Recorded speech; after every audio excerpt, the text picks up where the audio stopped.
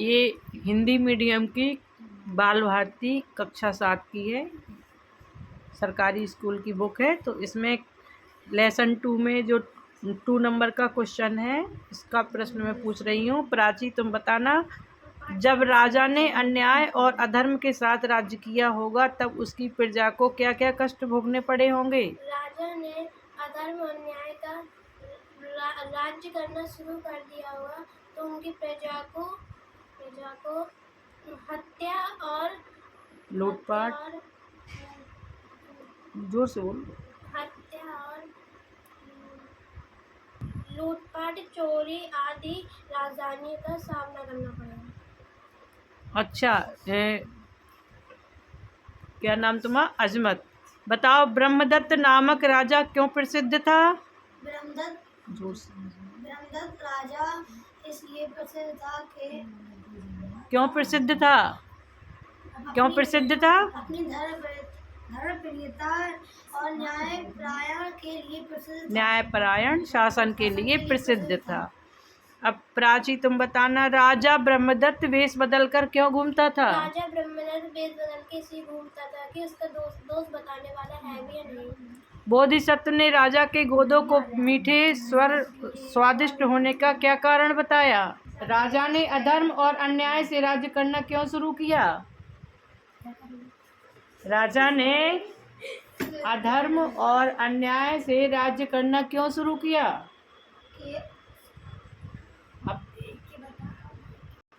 राजा ने तपस्वी बोधिसत्व की परीक्षा लेने के लिए राजा ने बौद्धिक के मीठे होने का कारण राजा को धार्मिक और न्यायपरायण शासन होना बताया। ओके, बताना, भू का पर्यायवाची क्या होगा? भू का धरा, धरती और वसुधा, अवनी, अवनी और भूमि। नभ का पर्यायवाची कौन बताएगा? हाँ, गगन, व्योम, अंबर, अभ्र। अच्छा, पुष्प का पर्यायवाची कौन बताएगा? सुमन नहीं, सुमन, प्रसून, गुल।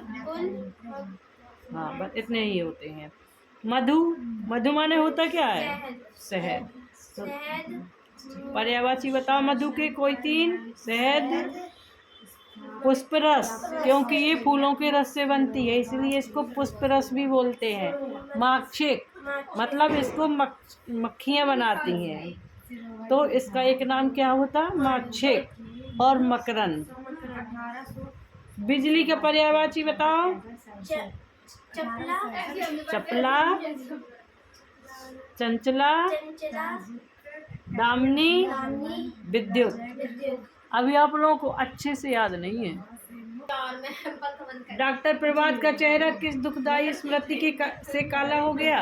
डॉक्टर प्रभात का चेहरा दुखदाई और स्मृति से इसलिए काला पड़ गया था कि उसने आग के दूध से 3 पिल्लों की आंख फोड़ दी थी। कब? बचपन में। मंटू ने बचपन में क्या पाप किया था और उसका पाप का क्या प्रायश्चित उसने किया?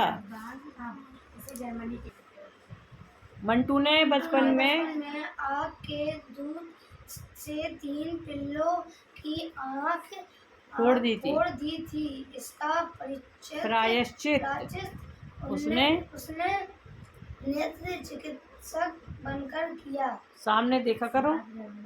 हाँ, जब भी छोटा था मंटू तो बचपन में जो बच्चे शरारत करते हैं ना, 3 पिल्लों की आंख में अकौए का दूध डाल दिया था तो वो अंधे हो गए थे। इस बात का उसको बहुत दुख हुआ तो बड़ा होके वो क्या बन गया? आंखों का डॉक्टर, कि मैं कई हजारों लोगों को आंखों की रोशनी दूंगा। अगला क्वेश्चन, दादी डॉक्टर प्रभात से अपनी आंखों का इलाज क्यों नहीं करवाना चाहती थी? प्राची, आप बताओ।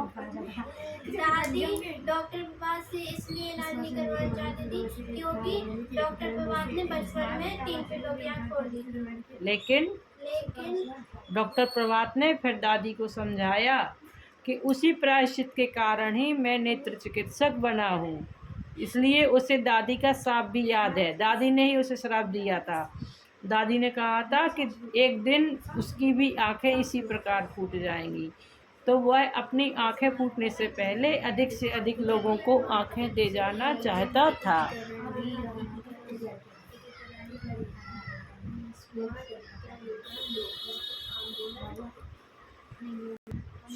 तुलसीदास ने राम रूप का वर्णन करते हुए उनके किन अंगों की उपमा कमल से की है और क्यों? तुलसीदास ने राम का रूप का वर्णन आंखों की तुलना कमल से की है। उनकी आंखों की तुलना, आंखों को क्या कहा है? कमल रूपी नयन। कमल रूपी नयन। अच्छा, अब तुम बताओ बेटा, बालक राम चंद्रमा को देखकर उसे खिलौना समझकर पाने का हठ करते हैं। चंद्रमा को देखकर आपके मन में क्या विचार आता है? चंद्रमा को देखकर मेरे मन में यह विचार आता है कि मैं भी क्या अंतरिक्ष यात्री बनूंगा। चंद्रमा जो अंतरिक्ष यात्री होते ना, जो एस्ट्रोनॉट होते ना, उनको कहा जाता है अंतरिक्ष यात्री। अच्छा, अब प्राची आप बताओ, यशोदा बालक श्री कृष्ण को किस प्रकार सुला रही हैं? यशोदा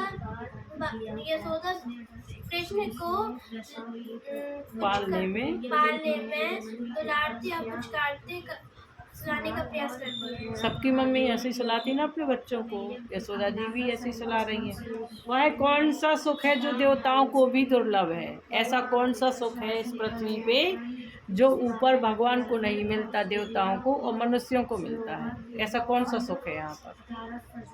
बताओ, कौन सा सुख है ऐसा जो भगवान को नहीं मिलता, देवताओं को और मनुष्यों को आसानी से मिल जाता है? ऐसा कौन सा सुख है? भगवान को बाल रूप में लालन पालन यशोदा जी और प्यार करने का सुख पाती है। हाँ, जो नंद जी की पत्नी यशोदा मैया जी हैं, वो कृष्ण भगवान को क्या करती हैं? दुलारती हैं, प्यारती हैं, और जब वो शैतानी करते तो उनको डांटती भी हैं, हाथ भी उनके बांधती हैं। और वो क्या हैं? तीनों लोगों के भगवान। वो उनको भगवान समझ के ये सब नहीं कर रही, अपना बच्चा समझ के मार भी रही, पीट भी रही और प्यार भी कर रही। तो ये सुख वहाँ देवताओं को नहीं मिलता, तो वो ये सुख लेने के लिए बार बार पृथ्वी पर आते हैं और जन्म लेते हैं। किसका सुख? माँ के प्यार का सुख। दाऊ क्या कहकर कृष्ण जी को चढ़ाते हैं? यशोदा उन्हें क्या कहकर समझाती हैं? हाँ, तो बताओ बेटा, दाऊ क्या कहकर कृष्ण जी को चढ़ाते हैं और यशोदा उन्हें क्या कह के समझाती हैं? दाऊ यानी बलराम कृष्ण को यह कहकर चढ़ाते हैं कि यशोदा और नंद तो गोरी है, तू तो काला है, तू काले रंग का कहाँ से आ गया? हाँ, आ गया।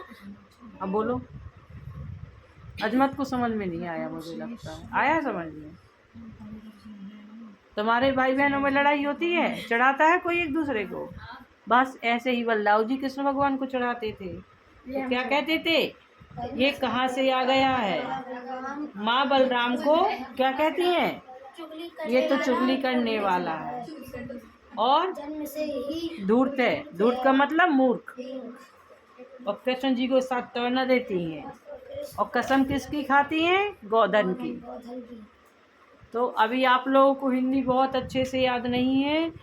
माँ यशोदा श्री कृष्ण के सुख से कौन सी बातें मुख से सुनकर प्रसन्न होती हैं? बालक कृष्ण बलराम की चढ़ाए जाने का शिकायत माँ यशोदा से करते हैं और कहते हैं कि तू तो मुझे डांटती पीटती है और दाऊ को कुछ नहीं कहती है। बालक कृष्ण के मुख से यह बात सुनकर प्रसन्न होती है।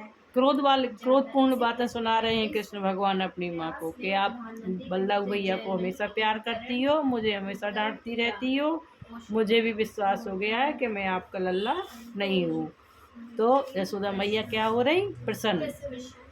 तो आपको ऐसे ही कल 15 लेसन तक सारे क्वेश्चन आंसर हम पूछेंगे। जो समझ में नहीं आएगा उस पर आप पेंसिल से गोला लगा लेना, फिर वो समझाएंगे। चलो याद करो अभी।